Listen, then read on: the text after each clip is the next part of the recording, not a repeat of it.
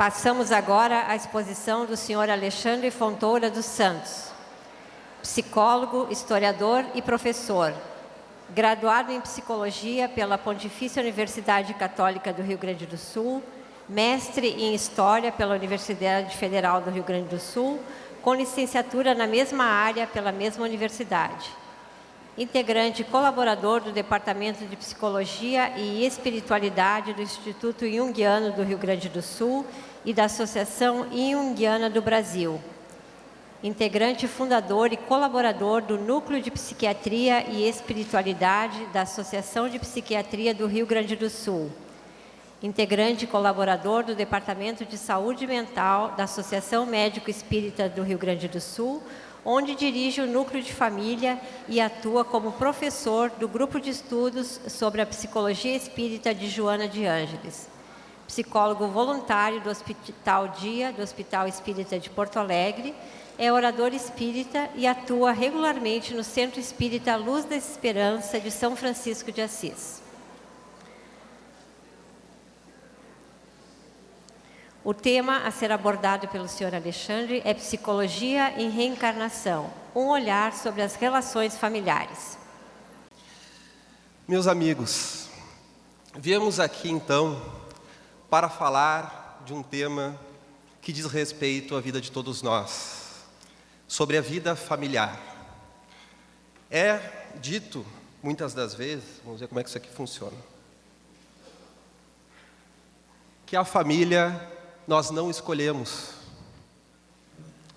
o que através do conhecimento espírita sabemos não tratar-se de uma verdade. Através dos processos da reencarnação,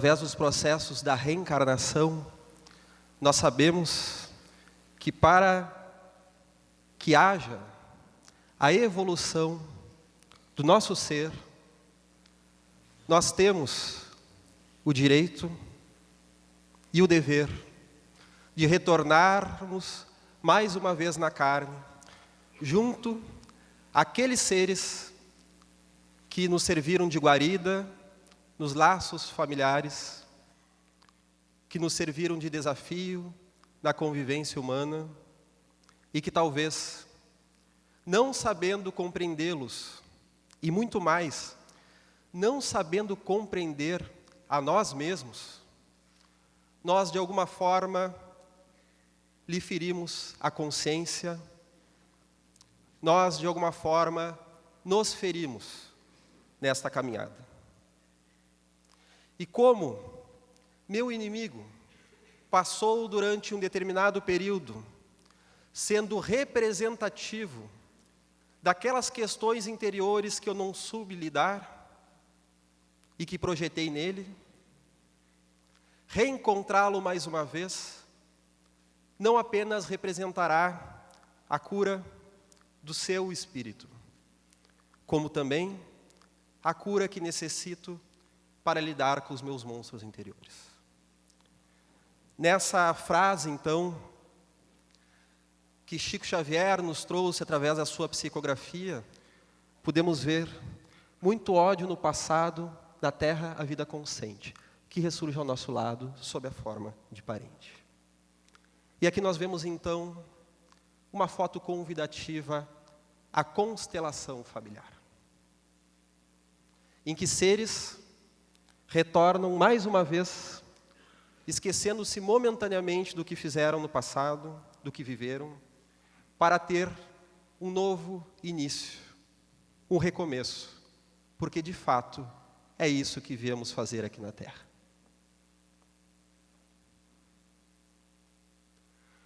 O psicólogo suíço Carl Gustav Jung nos traz um conhecimento muito certeiro, principalmente a nós espíritas, que compreendemos que se viemos aqui na Terra com determinadas limitações, com dificuldades algumas, capacidades outras, é porque existe sim uma grande meta para a reencarnação.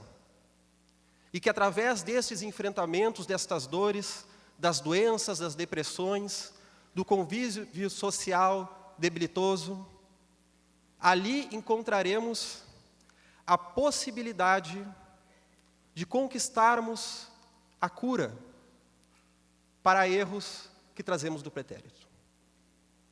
Então nós podemos dizer que esta possibilidade está presente na nossa psique. E era questão de tempo para que a psicologia moderna, por outras ferramentas e de outras formas, encontrasse também esta mesma semente. Vamos então nos deparar com o processo que Jung chamou da individuação. Diferentemente de individualismo, a individuação nada mais é do que nós tornarmos-nos a nós mesmos. Alguém pode perguntar, então quer dizer que eu não sou eu? Segundo Jung, não. Nós somos uma multiplicidade de seres que carregamos dentro do nosso inconsciente e que volta e meia dedigladiam-se uns com os outros. Somos seres divididos, incongruentes. Temos inúmeras capacidades. Ora, somos temerosos, ora, corajosos. Amamos tanto, mas ainda não compreendemos que como é que nós amamos, mas nós também odiamos a mesma pessoa que nós amamos. Como é que consigo ser calmo e delicado em determinadas situações, ansioso e possessivo em outras? Porque nós ainda somos seres naturalmente muito incongruentes. E o processo de individuação, de tornar-se a si mesmo, nada mais é realizar uma integração maior da nossa individualidade, da nossa personalidade, fazendo com que esses atributos contraditórios possam ser redimidos e unirem-se para o desenvolvimento da nossa personalidade. E isto só ocorre porque nas camadas profundas do nosso inconsciente nós temos um germe, nós temos uma semente, nós temos um núcleo organizador, que seria o self, o nosso eu maior, nosso eu verdadeiro, o nosso espírito, na sua totalidade, mas também na sua potencialidade, que dá sentido a esse meu desenvolvimento. Vejamos quando Kardec pergunta aos espíritos, aonde está escrita a lei de Deus? O que eles respondem? Na consciência. Claro que podemos entender em outro contexto a consciência do espírito. Vamos traduzir para a psicologia moderna que esta consciência que eles responderam está dentro do nosso inconsciente, está gravado na nossa estrutura como espíritos imortais. E é por isso que nós viemos com a marca de Deus dentro de nós, esse centro organizador. Porque para Jung, dentro da sua psicologia, ele difere de Freud. Freud trazia o inconsciente caótico, movido apenas por pulsões de origem sexual. Jung nos fala que não. O inconsciente, então, tem sentido de organização da nossa psique. E vamos ver, então, que Joana de Ângeles, essa maravilhosa mentora que está nos brindando com uma ponte possível entre psicologia e espiritismo, vai nos falar acerca da individuação. Ela fala que a individuação, ela é a meta da reencarnação. Ela seria, então, aquilo que o espírito veio realizar na Terra em termos psicológicos. Porque no momento em que eu renasço num lar, com aquele meu inimigo do passado em quem eu projetei nele as minhas debilidades, e tenho que talvez ocupar um berço junto a alguém que eu matei e que vai me receber nos braços, este ato por si só é um grande convite à integração psicológica. Porque ao desenvolver da minha caminhada, na minha infância, na minha adolescência, na vida adulta, passarei por inúmeras situações difíceis com aquela pessoa até aprender a amá-la. Se assim eu aceitar este convite da vida, claro, porque muitos fazem isso e ainda não conseguem esse ato corajoso do amor. Mas a vida, por mais que isso me escape à consciência que eu devo fazer essa integração psicológica, a vida por si só já nos traz então esse confronto, permitindo que para que eu busque equilibrar os sofrimentos que carrego dentro de mim, que não são sanados pelas riquezas materiais, por aquela saúde mentirosa das propagandas, que tem o seu sentido, mas que não é o sentido da nossa encarnação. Por mais que eu adquira esses bens, ainda assim eu sofrerei com aquelas marcas do passado, de ter vivido, talvez, numa família que eu não soube compreender. Que talvez não tenha me compreendido, porque também tinha as suas dificuldades. E a vida, então, está me direcionando naturalmente para que eu tenha novas chances de fazer esta síntese de opostos, esta união. Vamos ver que Jung nos traz que a individuação, ela seria o mútuo trabalho de integração da individualidade, daqueles aspectos incongruentes de que eu estava falando, e também da capacidade de se relacionar coletivamente. Ou seja, temos amigos, temos irmãos, temos parentes. No Facebook, então, são milhares de seguidores. Ou seguidores é no Twitter, né, que eu não conheço, desculpa. Mas isso não quer dizer que nós saibamos verdadeiramente nos relacionar. Muitas vezes estamos nos relacionando mais com a projeção nossa que fazemos nas pessoas do que com a pessoa como ela é.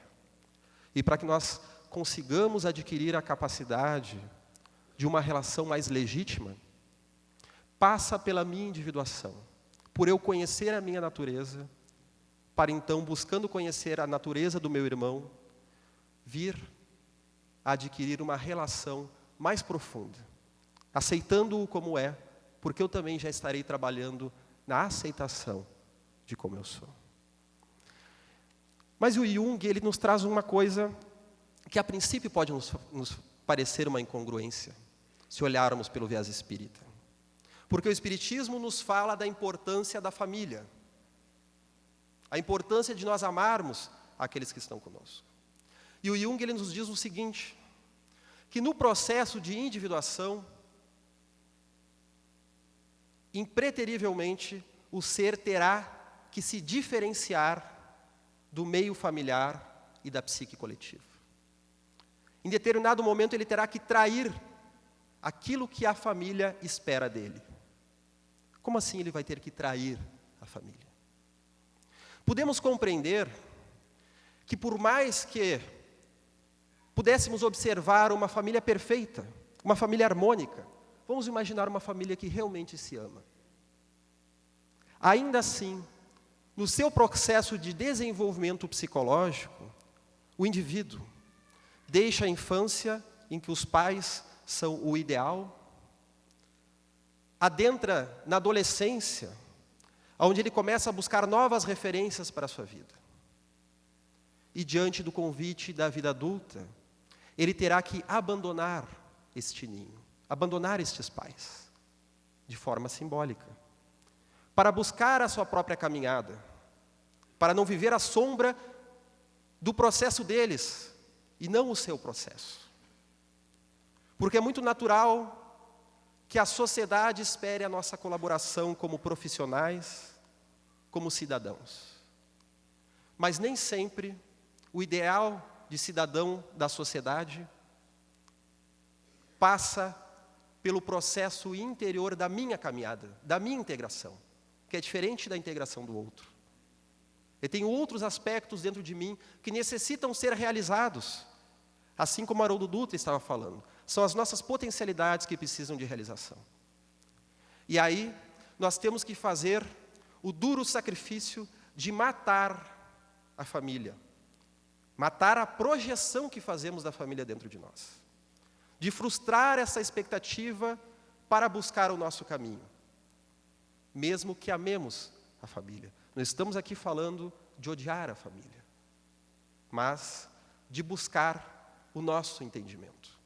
Jung, então, falava que no processo de individuação, e aí vamos pegar um referencial do Gelson também, o ser, ele é crucificado entre opostos, entre a necessidade e a espera da coletividade e a fascinação das imagens arquetípicas que traz dentro de si. Ele não pode cair nem num lado, nem no outro. Nem na persona, que seria então viver o que os pais e a sociedade espera, nem também no fascínio com as suas potencialidades interiores. Ele precisa encontrar um meio termo em que aí o self, nosso eu profundo, surge como um chamado a fim de nos libertar. Vamos ver então naquela passagem que Jesus nos diz que quem não abandonar pai, mãe e filho não está pronto para me seguir. Devemos então fazer este abandono. Como é que iríamos abandonar um filho? Como assim? Claro que não estamos falando de um abandono real. Mas vemos volta e meia pessoas que, a pretexto de amarem os seus filhos, anulam a sua vida. Deixam de viver por completo, na fantasia de tudo pelos filhos. Quando os filhos crescem e saem de casa, essas pessoas se encontram frustradas pelo ninho vazio. Depositaram tudo nos filhos e querem o retorno.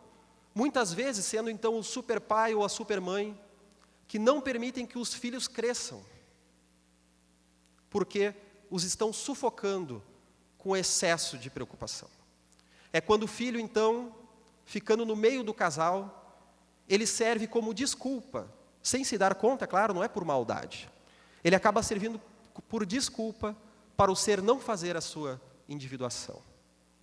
Porque também o amor verdadeiro pelos filhos passa por amarmos a nós mesmos e passarmos pelo nosso processo. Vamos ver Francisco de Assis, que amava muito o seu pai, Pedro Bernardone, tinha-o como verdadeiro herói e gostaria muito de concretizar aquele ideal que o pai lhe projetava. Francisco não apenas seria um grande comerciante como o pai, ele seria um grande guerreiro. Em um período da Idade Média em que não havia mudança de casta social, em uma pequena região da Itália, em Assis, havia sim uma das poucas possibilidades naquele contexto. Então Francisco seria um escudeiro de cavaleiro, iria para as guerras feudais e lá voltaria como herói, cheio de tesouros. Foi também considerado um dos líderes da juventude de Assis, em um dos folclores locais, como nos traz o historiador Jacques Le Goff. E ele então, também sendo muito amado pela sua mãe, com quem tinha uma relação incestuosa quase, não incestuosa às vias de fato, mas afetivamente incestuosa, onde ele era o ideal da mãe, e uma proximidade muito grande, aonde estavam muito misturados. Ele vai para as guerras e retorna a outra pessoa, enfraquecido, derrotado, ouvindo vozes da natureza, com uma mediunidade que lhe colocou num estado catatônico, quase de esquizofrenia total. Era assim, meus amigos, que o apóstolo João, discípulo do Cristo, que havia reencarnado 1000 anos depois, despertava a sua consciência espiritual para a realização do que ele veio fazer na Terra. Se Francisco, seguindo então aqueles planos da juventude, tivesse se tornado um herói de guerra, enriquecido, talvez tivesse realizado a vontade dos pais e a sua vontade do ego, que ele também tinha, porque ele queria fazer isso. Mas não a vontade do self, o nosso eu maior, o nosso espírito, que está dentro, principalmente do nosso inconsciente. Então ele não teria feito o seu processo de individuação. Então, mesmo amando o seu pai e amando a sua mãe, ele deixa o lar e, diante da cobrança de que aquelas roupas que ele carregava pertenciam ao pai e não a ele, ele se vê nu em praça pública. Neste ato corajoso de autossacrifício para dar início à sua caminhada. De certa forma, somos como Francisco em muitos momentos da nossa vida. Porque ele amava esses pais e teve que conviver com a incompreensão e com a distância. Porque eles não queriam mais ele por perto. Simboliza, então, este processo de individuação. Esses nossos lados incongruentes que carregamos dentro da nossa psique, poderíamos chamá-los, como o Jung os designou, os complexos da nossa personalidade. Ainda quando era psiquiatra, na Suíça, ele fez um teste de associação com seus pacientes, com outro objetivo, em que ele falava uma série de palavras e a pessoa tinha que responder imediatamente o que pensava. Então, ele dizia, casa, a pessoa respondia rapidamente a primeira coisa que vinha na cabeça. Conforto, bonita, grande, o que fosse. E aos poucos ele começou a mapear que entre aquelas palavras que eram ditas, algumas faziam que a pessoa travasse e levasse um tempo maior para responder. E ele começou a ver que havia então um conteúdo emocional por trás daquela palavra que mobilizava algo dentro da pessoa. Foi assim que ele começou então a observar o que ele chamou dos complexos ideoafetivos, ou seja, complexos carregados de ideias, uma série de ideias e uma série de sentimentos, de afetos que nós temos ao falar daquele determinado tema. E vai ver que todos nós temos um complexo paterno acerca das vivências com o pai, com o nosso pai, com o pai dos outros, com a nossa paternidade quando nós nos tornamos pai. Um complexo materno, um complexo do herói, como a Iris Sinotti estava falando tão sabiamente pela manhã. O complexo do poder, né? Muitas vezes há o complexo de inferioridade. E assim, milhares e milhares de complexos. Vamos ver o da inferioridade. A pessoa tem capacidades, vive essas capacidades, se realiza, mas determinados momentos, quando o complexo é ativado, ele constela. Constelar nada mais seria do que trazer à tona toda uma constelação de assuntos, de ideias e pensamentos que circundam a pessoa. E é como se fosse, então, uma subpersonalidade que a pessoa tem. Que naquele momento é um outro modo de operar. E dentro desses complexos há sempre o risco da unilateralidade. Quando nós queremos responder à vida apenas de uma única forma, não cedendo ao desconhecido. Não cedendo à noção de que por mais que eu me ache correto, ainda assim é apenas uma visão acerca de determinado assunto. Esses complexos, eles tendem a tomar de assalto o nosso eu, o nosso ego, como então subpersonalidades. Eles nos aprisionam, nós ficamos presos a eles. Vamos ver então a pessoa que às vezes tem uma dificuldade com o complexo paterno, que quando é ativado esse complexo, a pessoa sente-se como uma criança, não importa onde ela esteja. Há, por exemplo, líderes de companhias que são diretores e que são pessoas muito ativas e assertivas, quando tem este complexo ativado, dependendo então da vivência que teve com o paterno, volta a ser como um menino e não consegue responder então às demandas da vida. Isso é porque inconscientemente nós buscamos a manutenção do problema. Vamos ver o caso, por exemplo, vou chamar do caso S. Um senhor, né? Estávamos trabalhando com um menino que havia sido abandonado pelo pai aos 7 anos de idade. Esse menino, então, sofria muito com essa ausência, esse pai quase nunca aparecia. Determinada ocasião, fomos conversar com esse pai, e o pai falava que sabia sim da responsabilidade de estar com ele, mas botava uma série de empecilhos que fazia com que visse o filho apenas uma vez ao ano. E daí eu lhe perguntei acerca da sua vivência com o seu pai. E ele vai nos trazer determinada situação, em que quando ele tinha 7 anos de idade, o seu pai traiu a sua mãe com outra mulher, e resolveu então deixar o lar.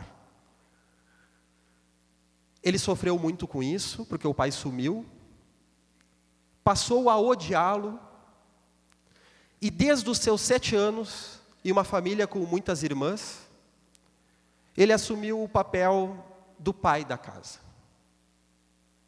A sua vida a partir dali foi uma vida de muito trabalho, trabalho duro, de muitas obrigações, onde tudo era muito difícil. E vai chegar determinado momento em que ele, já tendo constituído então a sua família, faz a mesma coisa. Ele deixa o lar, envolvendo-se com outra mulher, justamente quando o seu filho tinha 7 anos de idade. Repetindo o mesmo drama. Ele queria se aproximar desse filho que ele estava abandonando. Mas toda vez que ele se aproximava do menino, ele sentia-se oprimido, não sabia pelo quê. Podemos ver aí, então, o complexo ideoafetivo da figura paterna, em que ele vivenciava esse complexo na polaridade de filho. A partir do momento que a vida lhe trouxe a paternidade, ele foi convidado a assumir a outra polaridade do complexo, a polaridade de pai. Projetou na criança o seu desamparo e acabou tomando o mesmo caminho. O projeto dele tratava-se então de perdoar o seu pai, a fim de alguma forma conseguir diluir o efeito desse complexo sobre a sua personalidade e poder assumir a paternidade com mais tranquilidade. Como ele tomou o lugar do pai na casa, aos 7 anos de idade, logo já teve que começar a trabalhar e sustentar a família na adolescência, ser pai era deixar de viver pelo excesso de compromissos. E eram justamente esses compromissos que ele opunha para encontrar o seu filho. Por que não encontra o filho? A passagem de ônibus está cara. Tenho que pegar 2 ônibus para ir à sua casa. E se eu passear com ele, ele vai querer um X, eu terei que comprar, isso vai dinheiro. A família toda lhe xingava. Por que tu fazes isso? E diziam que ele não compreende a responsabilidade que ele tem. Vejamos o caso daquelas famílias que têm um alcoólatra. As famílias às vezes dizem que ele não entende como ele está sendo fraco, sendo esse alcoólatra. Todos os dias nós falamos com ele, tentamos conscientizá-lo de que o álcool faz mal para ele, faz mal para a família, mas ele não entende que o álcool faz mal para ele. Talvez a questão seja um tanto diferente. Compreende sim. Compreende que o álcool faz mal e de que está sendo fraco. O problema é que com a crítica, ele se identifica com o complexo e busca então trabalhar conforme o complexo. Tanto ele sabe que está sendo fraco, que age como se fosse fraco. Quando nós dissemos para uma pessoa que ela é desorganizada, de certa forma, ela acredita que é. E assim, ela vai repetir esse padrão. Portanto, muito cuidado com a crítica. É muito fácil ver o mal. Difícil é ver o remédio. Não por acaso, o tratamento do alcoólatra passa por ele reconhecer que há, sim, a possibilidade de lidar com aquilo. Vejamos que o homem no mundo, quando vai então reencarnar-se, ele se vê rodeado por essas personalidades interiores. Vamos imaginar essas pessoas à volta deste homem como lados da sua personalidade. Há um homem armado com revólver apontando, há uma mulher desconfiada, há um outro de pé conversando, há uma senhora, há muitas então personalidades que carregamos dentro de nós. Vejamos que, não por acaso, Jung, quando foi escrever a sua tese de formatura da Faculdade de Medicina em 1900, ele analisou as comunicações mediúnicas e teve uma conclusão que, para desgosto de nós espíritas, fala que os médiuns nada mais comunicam do que a voz dos seus complexos inconscientes e que eles projetam para o exterior, acreditando então serem espíritos. No final da sua tese, ele diz que ele não está fechando a possibilidade de realmente haver um mundo espiritual e de haver espíritos. Porém, na sua observação no campo da psicologia, o que o médium faz nada mais é dar voz para um complexo interior. Mais tarde, através das suas próprias vivências, ele vai concluir o contrário. Porque ele mesmo teve muitas vivências mediúnicas, como o próprio contato com o seu mentor espiritual, o Philemon, que lhe auxiliava no desenvolvimento da sua psicologia. Porém, ele não afirmou categoricamente, assim como havia feito no início. E nós temos então, nos maiores manuais de psiquiatria, a visão de Jung sobre o espírito ainda limitada. Não deixa de ser verdade, porque mesmo numa manifestação mediúnica completa e legítima, sempre há uma porcentagem do médium. É aquilo que chamamos por animismo. Dentro da origem do termo, né, a palavra mais correta seria o personalismo, mas que ficou ao longo dos anos então como o animismo. Vamos ver que então dentro das nossas defesas do eu, da defesa do ego, há aquele fenômeno que fazemos o tempo todo, que é o da projeção psicológica. Alguém já ouviu falar da projeção? Coisa que ninguém faz, né? Nós não projetamos nada no outro. A projeção nada mais é do que uma defesa do ego, que na dificuldade de lidar com determinado elemento do seu inconsciente perturbador, ele projeta no outro esta qualidade, porque é mais fácil ver no outro do que ver dentro de nós mesmos. Isso segundo Freud. Jung vai falar que não há apenas a projeção patológica, essa projeção de uma forma mais doentia. A projeção, ela é algo natural, porque tudo que surge do nosso inconsciente vai aparecer primeiramente como projeção. Nós vamos projetar no mundo lá fora. Vamos ver aqui uma pessoa entrando com uma camiseta do Inter, por exemplo. Será que ele é gremista? Pode ser. A gente não sabe porque ele está usando a camiseta do Inter. Mas nós já projetamos um conhecimento que temos a priori, de que ele é colorado. Mas nós não perguntamos para ele se ele é colorado. Então vejamos que até mesmo, vemos uma pessoa bem arrumada, vendo uma pessoa estropiada, nós projetamos uma possível vida para aquela pessoa. O nosso inconsciente está completando aquela lacuna do que a gente não sabe com algo que a gente já conhece. Mas a projeção lógica, ela então, quando nós colocamos no outro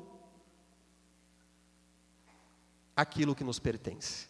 E nós vamos ver que nós temos uma série de vozes interiores, são as opiniões coletivas que tornam-se tanto júri quanto torcida para as vozes dentro de nós. Os nossos queridos amigos palestrantes, né? Quem é que preparando a palestra não pensa no que o público irá pensar? O que vão achar quando eu falar determinada coisa? Estamos lidando aí com o nosso júri interior. Estamos projetando na imagem do público o nosso júri. Às vezes os medos, às vezes os fantasmas, às vezes as admirações. Também vamos projetar no outro as qualidades. Me lembro que o Chico Xavier falava que as pessoas ficavam admiradas com as suas palavras, mas que ele percebia mediunicamente que enquanto ele estava falando, o mentor de cada pessoa estava ali ao lado dela, lhe intuindo daquilo que ele está há muito tempo já lhe dizendo. Mas a pessoa não encontrava um clima interior para lhe registrar a informação. E no momento que a pessoa, então, ouvindo a palestra, se colocava de uma forma reflexiva, assim como nós nos colocamos em muitas dessas palestras dos colegas, né? O mentor, então, consegue nos auxiliar a ter aquele insight que nós precisávamos. E daí nós olhamos para o palestrante e pensamos, mas olha que maravilha. Em parte. Mas em parte é o nosso mentor, é nós mesmos que estamos projetando no outro uma qualidade que nós temos. Essa qualidade é nossa, mas que ainda é um tanto desconhecida. Vamos ver, né, assim como o ermitão, que carrega dentro de si uma série de imagens da coletividade, que vai então para as cavernas, se isolando da sociedade, e carrega dentro de si essa mesma sociedade. E muitas vezes submerge a essa discussão interior. Vamos ver aí, alguém conhece esse retrato de família? A ovelha negra? Alguém se identifica? Talvez tenhamos muitas ovelhas negras aqui, né?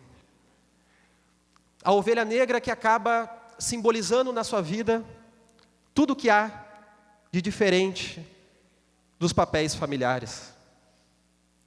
Vamos ver a serviço de que está essa ovelha negra. Jesus foi uma ovelha negra, aos olhos dos seus irmãos. Precisou suportar este papel de agir de uma forma diferente. Porém, isso é muito diferente também daquela ovelha negra, daquele ente familiar que acaba personificando o contrário do que seus pais, do que a família pensa, apenas com o objetivo de se opor. Talvez seja uma busca inconsciente de diferenciação e que precisa momentaneamente tomar este caminho. Porém, no momento que nós odiamos, nós nos tornamos semelhantes. Joana de Ângeles nos traz então o conhecimento de que a criatura humana sempre crê, até naquilo que nega. O seu ato de negar é uma forma de crer que defende com entusiasmo e vigor. A negação, por isso mesmo, é um tipo de afirmação, demonstrando a crença natural e racional em torno da sua convicção. Vejamos Paulo, o grande perseguidor do cristianismo e que já trazia nas profundezas do seu ser a sua conversão ao cristianismo. Era uma transformação que ocorria nas profundezas. Então, num processo de enantiodromia, aquilo vem à tona, ele cai do cavalo diante da imagem de Cristo e diz então: Mestre, o que queres que eu faça? Pois ele, no momento que perseguia paulatinamente a Jesus, paulatinamente, olha que interessante a palavra para Paulo, né? Ele estava crendo em Jesus. E ele não queria admitir aquele conteúdo que tomava a sua consciência. Vejamos no caso de homofobia, em que a pessoa se coloca como perseguidor aos homossexuais, talvez com grande medo de assumir dentro de si, potencialmente, um lado também homossexual. Em que ele passa a odiar, a combater, exatamente porque sente o perigo da identificação. Tem um lado seu que se identifica com aquilo. E ele então passa a lutar contra, ao invés de aceitar ou dialogar com aquele lado. Vejamos quando projetamos a sombra no outro. Então, já que a reencarnação nos traz a possibilidade de lidarmos com os nossos opostos, vamos ver que dentro da psicologia, Freud, o pai da psicanálise, ele vai nos falar sobre a importância da infância. Ele vai compreender que há determinados traumas na vida da pessoa, e determinados conteúdos, que a pessoa não se lembra de ter vivido, mas que ela traz em si a marca de ter passado por certas experiências, mas que não estão aparentemente no histórico daquela pessoa. Desconfiado então do momento em que isso ocorreu, Freud buscou o mais longe que pôde, o mais anterior que pôde, e ele foi então à infância, buscar a origem da formação da personalidade. Se ele compreendesse a reencarnação, ele veria que há sim um grande momento de gênese do nosso perfil psicológico na infância.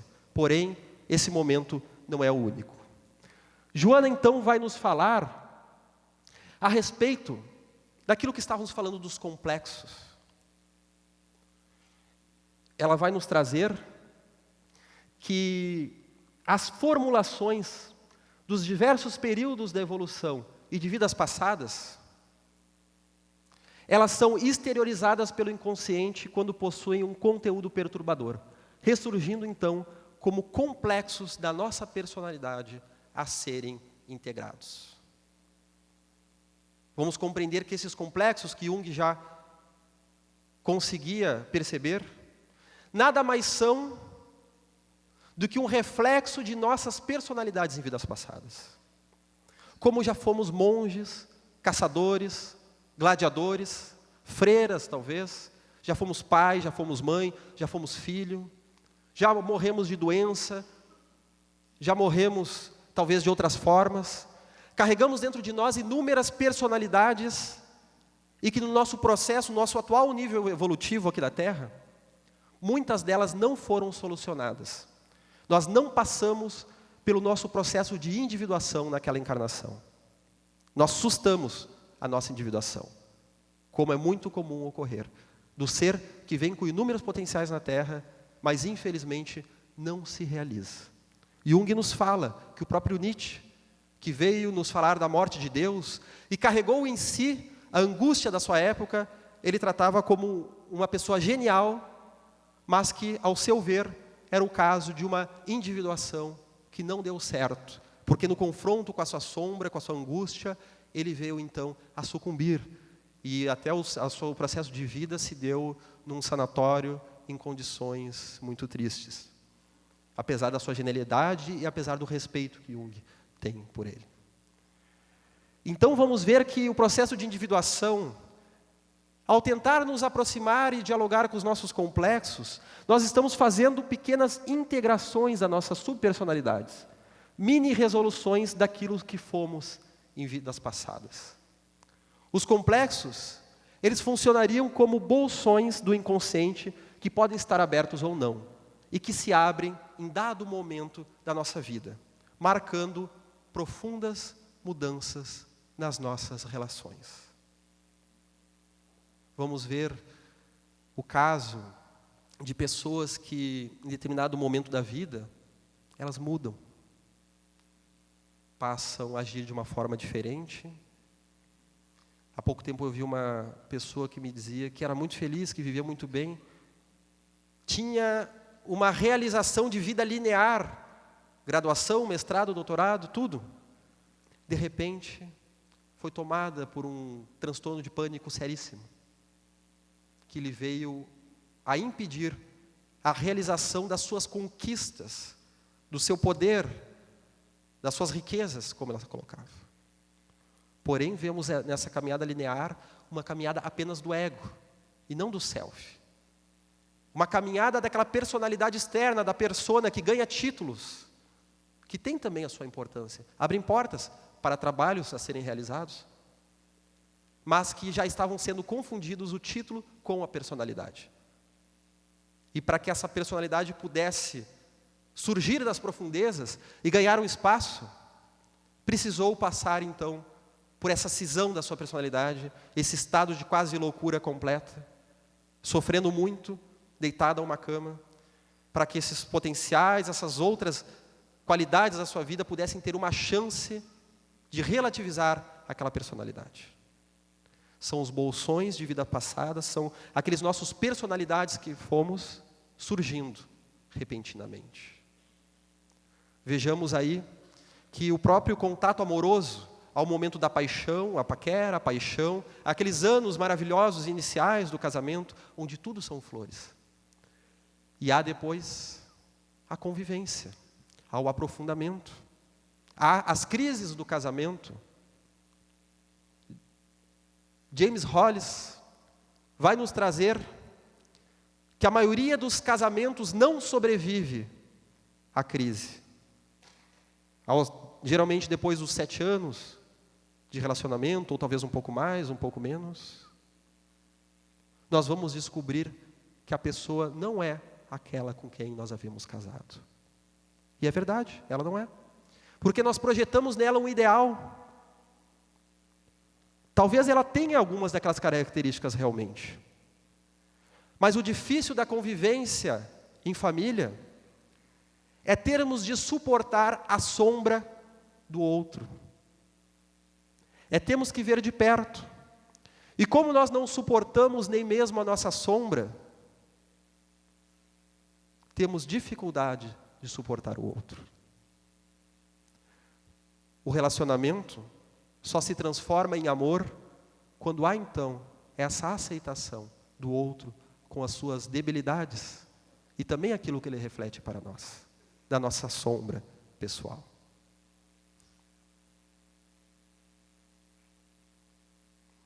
Essas personalidades, elas fazem também uma mudança de rumo em nossas vidas.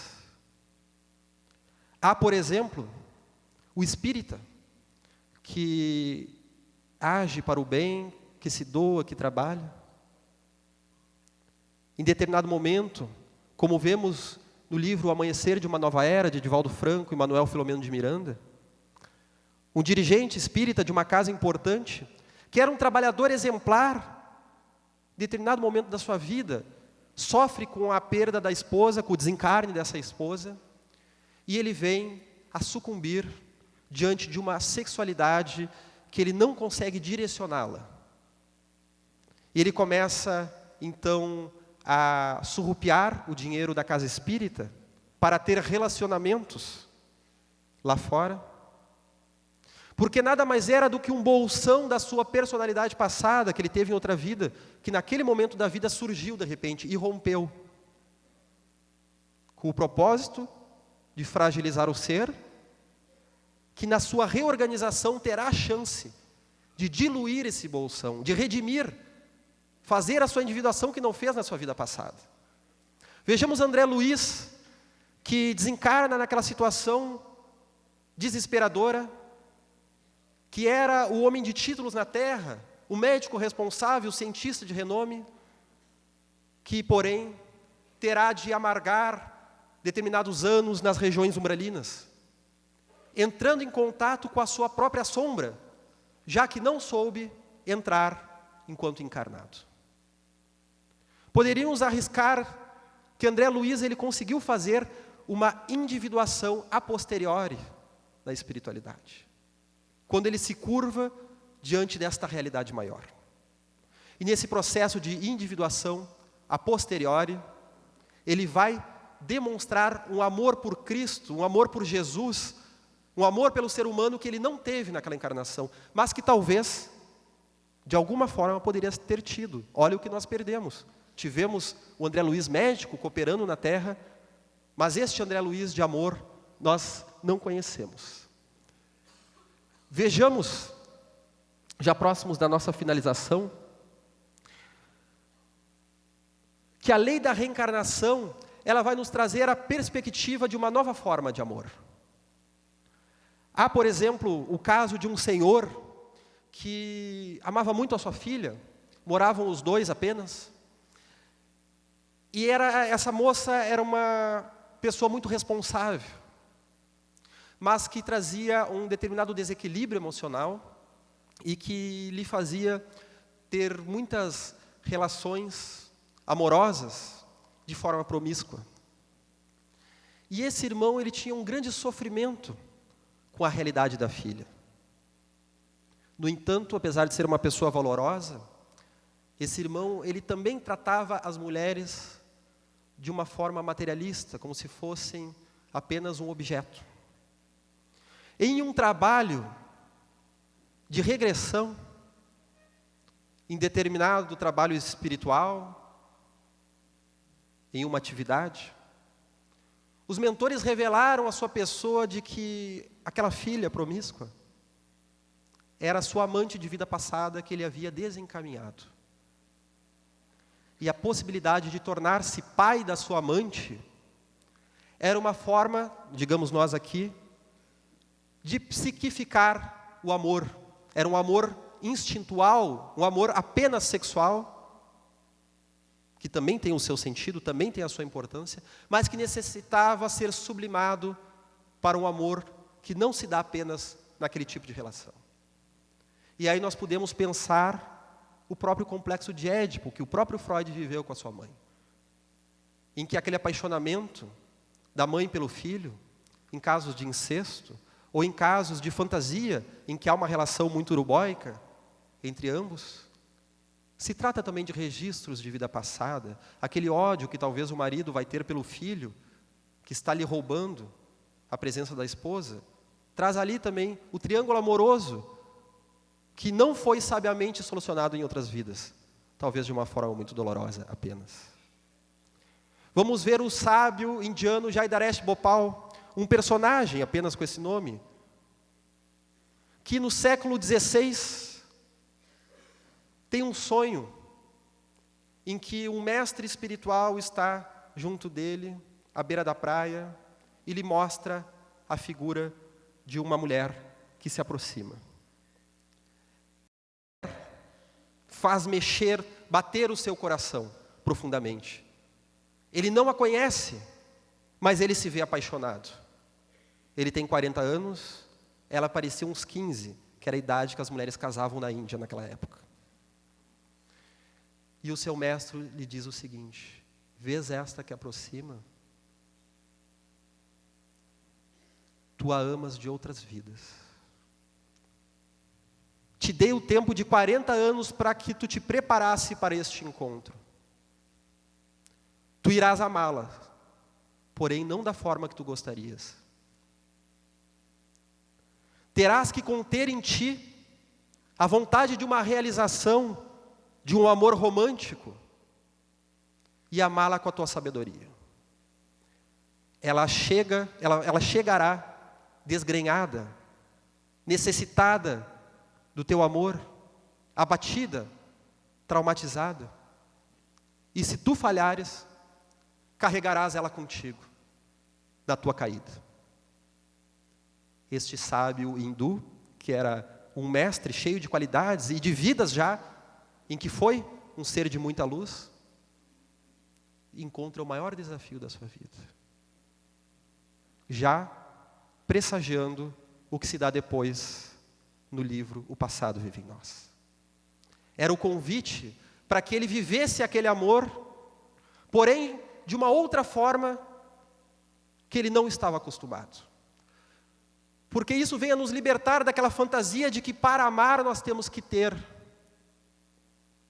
E dentro daquelas doutrinas como o amor livre, em que a pessoa usa os outros para os seus propósitos sexuais momentâneos, e não aprofunda o relacionamento com medo de se comprometer, vejamos que aí não há amor, não há comprometimento, há apenas uma utilização. E a pessoa acredita que ela precisa ter aquelas pessoas.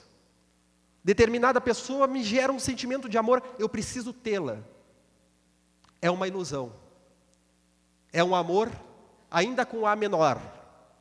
É um amor ainda primitivo. É o início da caminhada. Porém, não a sua realização. Porque nós podemos amar sem ter. Se tivéssemos que ter relação sexual com todos que amam, imagina Jesus que ama a humanidade. O que seria? Podemos assim amar os nossos inimigos, na sublime proposta de Jesus.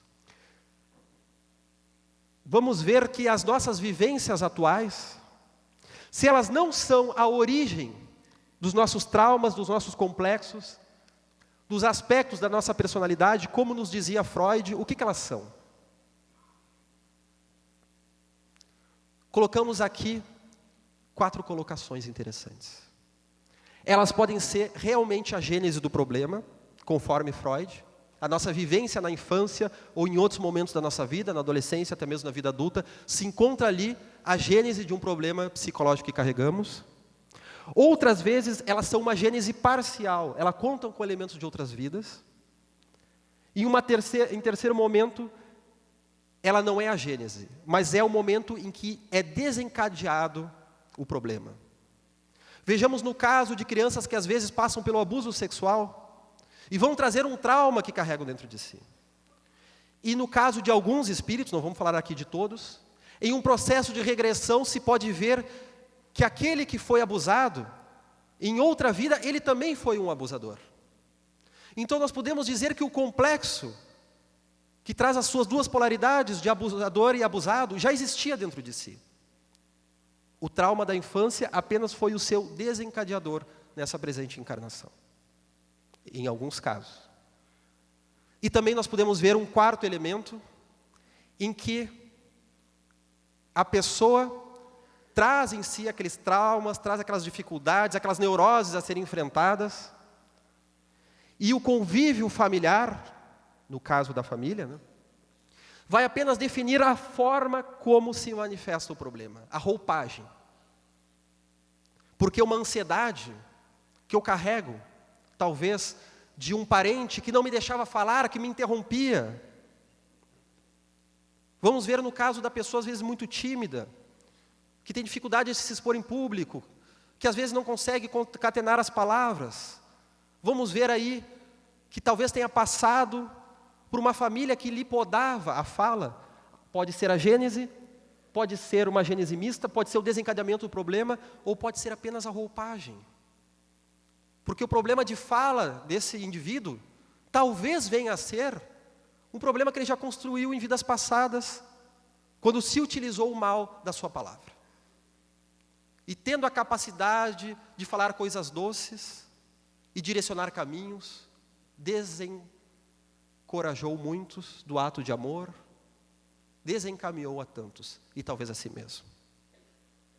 E aí vem então, com essa dificuldade na fala, em que a vivência com um parente, que também era difícil nesse aspecto, pode trazer talvez apenas a forma como isso se manifesta.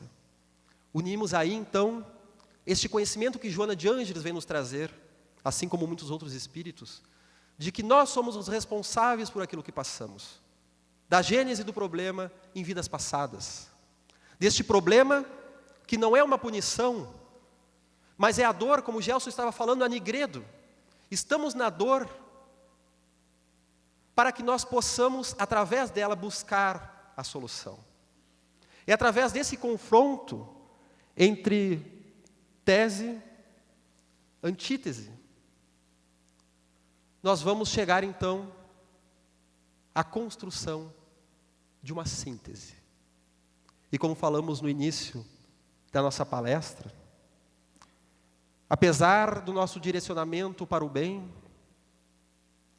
por mais que nos esforcemos, a nossa consciência, ela ainda não tem a capacidade de compreender tudo o que lhe falta.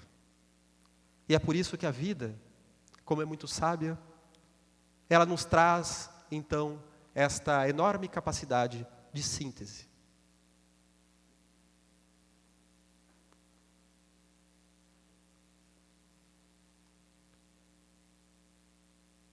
Assim como Jesus, diante da mulher adúltera, nos traz a necessidade do perdão. Não é à toa, meus irmãos, que devemos passar por um presente magnífico, a opressão do espírito pelo corpo, que nos leva ao esquecimento momentâneo do que fomos em vidas passadas. É um convite maravilhoso para que tenhamos um novo ponto de partida, possamos perdoar os nossos irmãos, perdoando então a nós mesmos, diluindo a autonomia do complexo e trazendo para perto de nós, porque o complexo autônomo, ele leva ao sofrimento, à neurose da consciência. O complexo integrado, ele torna-se uma fonte de imensa criatividade.